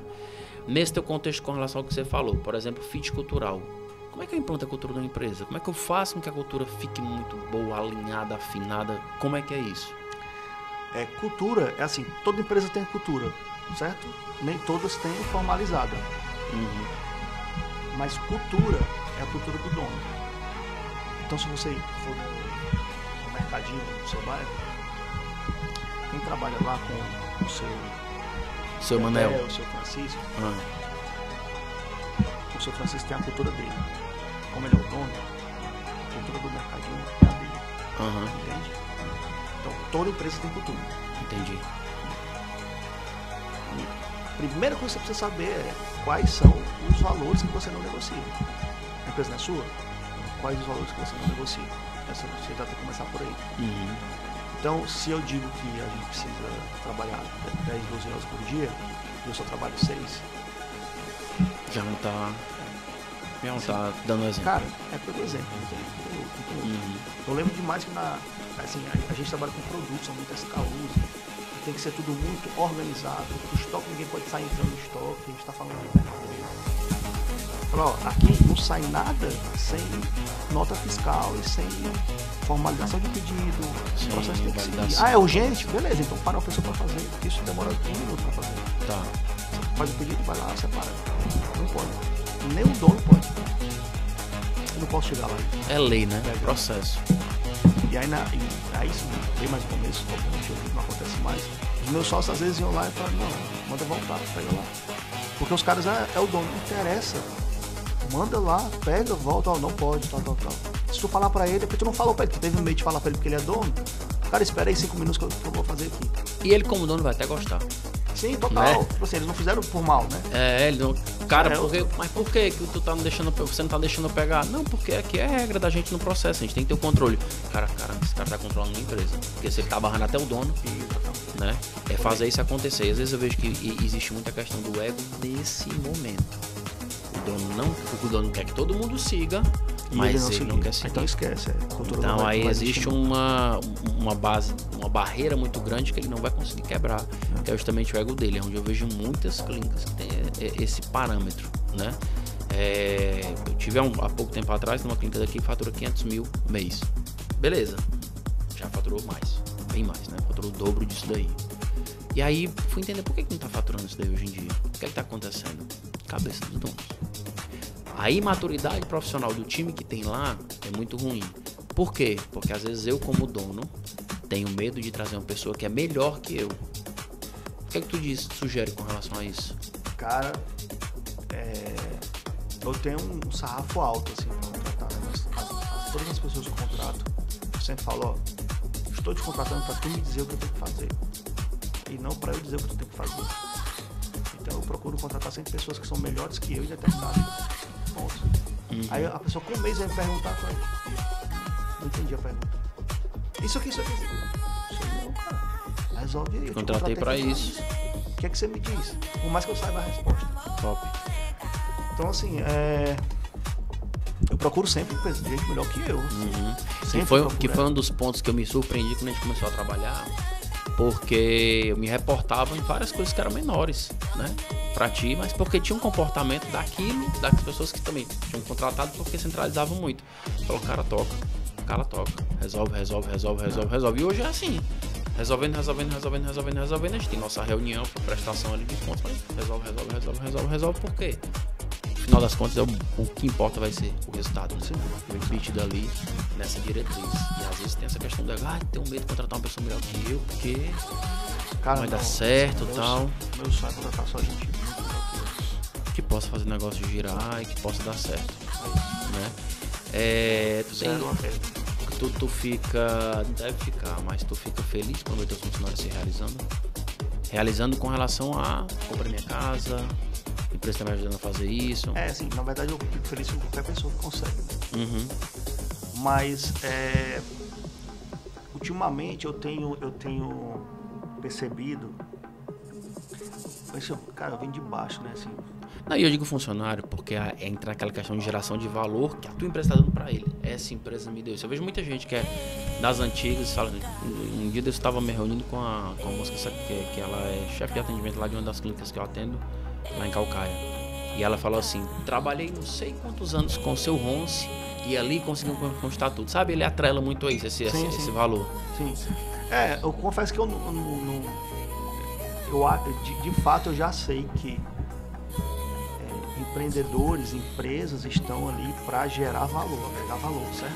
Não é para dar só lucro pro sócio, não. O sócio que trabalha, ele é só mais um ali para fazer a coisa acontecer. Mas eu fico feliz com qualquer pessoa que consiga ter, obviamente, com quem trabalha comigo. Então, mas eu fico feliz, por exemplo, quando alguém pede para sair para ir para uma empresa maior. Eu sempre falei isso. Se alguém está trabalhando comigo e foi para uma empresa maior que a minha, seja de qualquer ramo, né? Top, porque essa pessoa ela não é qualquer pessoa, né? Ela foi contratada por uma empresa que tem nível de cobrança maior, nível de exigência de contratação maior, porque eu preparei essa pessoa, sobretudo se ela tiver entrado sem entender de nada. Porque a gente também tem muito isso, né? Eu tenho uma vendedora hoje que é uma das que mais vendem, que ela começou como recepcionista. Minha lista de compras começou como recepcionista. Então, assim, a gente tem esse plano de carreira interno, né? Essa percepção gosta que é boa, né? Se a pessoa for boa, assim, enfim, a gente dá essas oportunidades. Então, naturalmente, acho que as pessoas já, em tese, são gratas por isso. Entendi. Mas eu fico feliz realmente com qualquer pessoa que consegue conquistar. Mas aí, geralmente, essa pessoa que sai, beleza, você ficou feliz porque ela foi uma empresa maior. Massa, isso é lindo.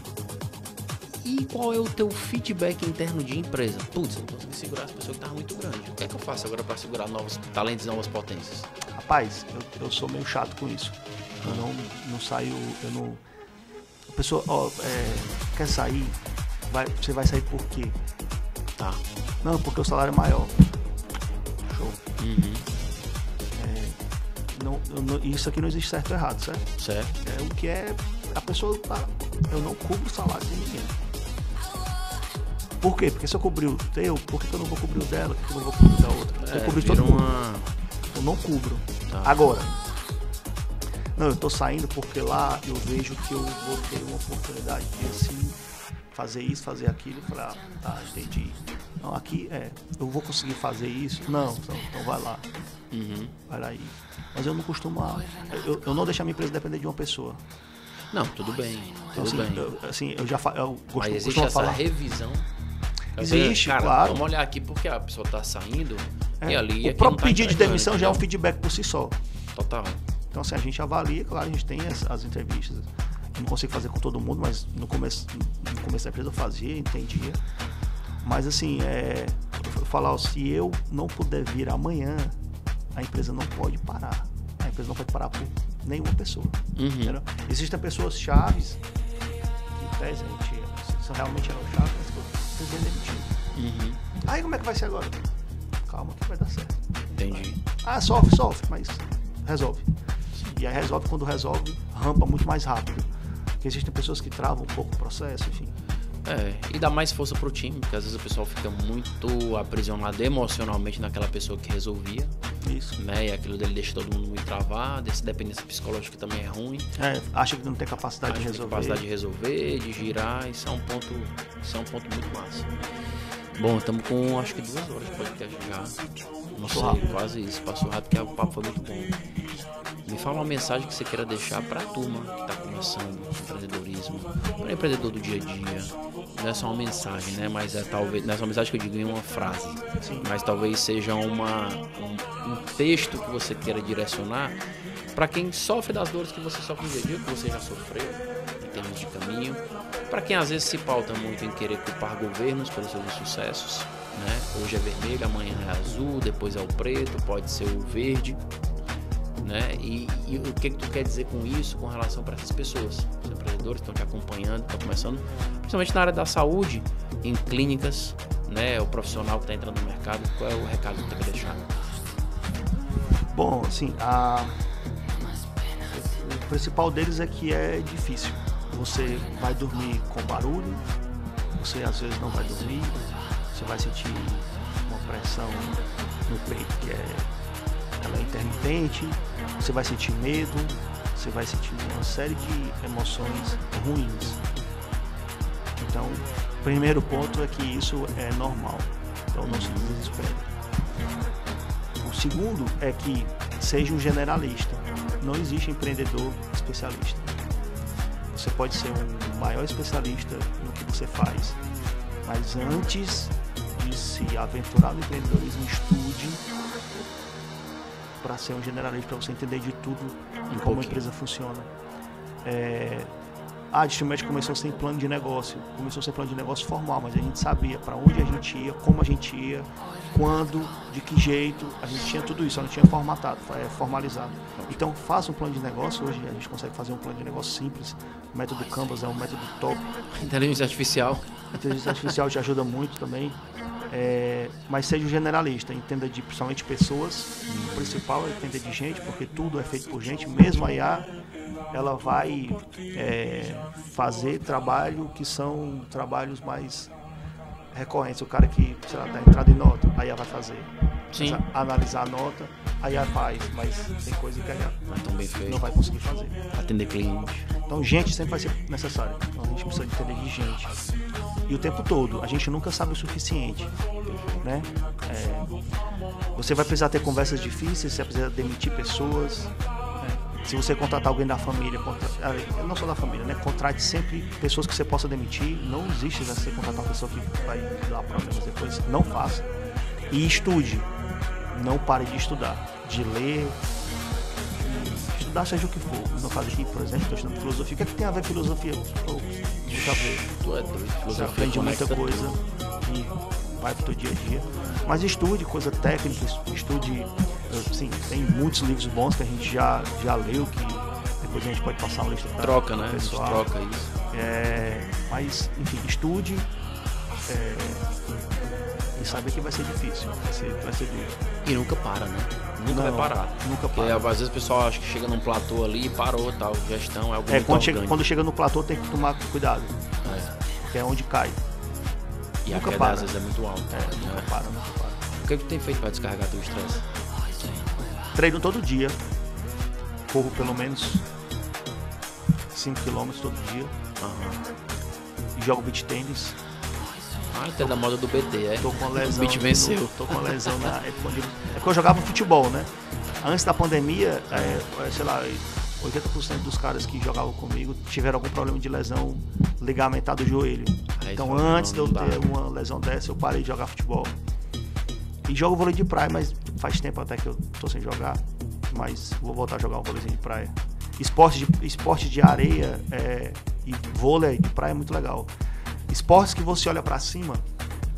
Olha que interessante, isso aí não sou eu que tô falando não, certo? É cientificamente comprovado.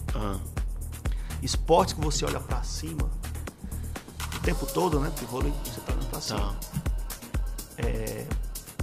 Te dão mais sensações boas. Porque se você passar o dia olhando para baixo, no final do dia você está depressivo. Fato, isso aí também é científico. Total. Então, se você olhar para cima, você tem que sempre olhar para cima, você se sente melhor do ponto de vista emocional, de disposição, enfim. E o vôlei de praia tem, aliás, o vôlei, né? Tem isso, quem quiser pesquisar pode pesquisar aí. Acho que é um estudo de um americano até.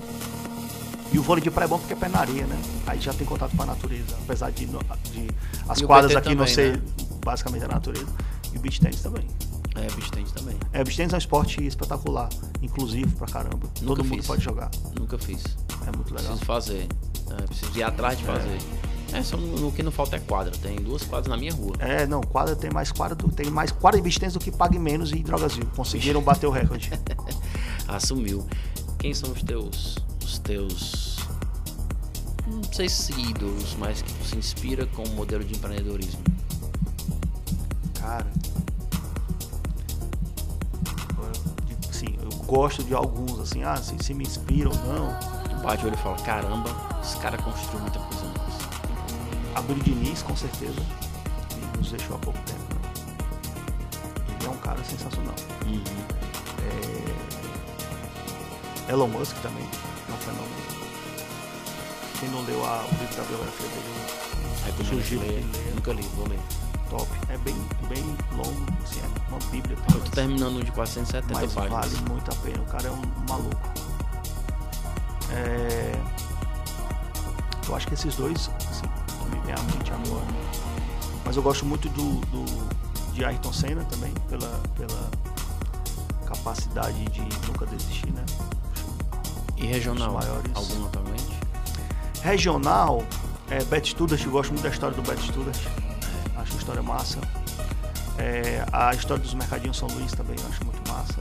A história do Ivens Dias Branco, enfim, do pai dele, muito massa também. O Ceará é cheio de empreendedor top, né? Tem o do Ivens Dias Branco, eu vou te dar o livro dele, do Zé Dias Macedo. Bom também. Que ele começou de baixo, né? Construiu um império gigantesco.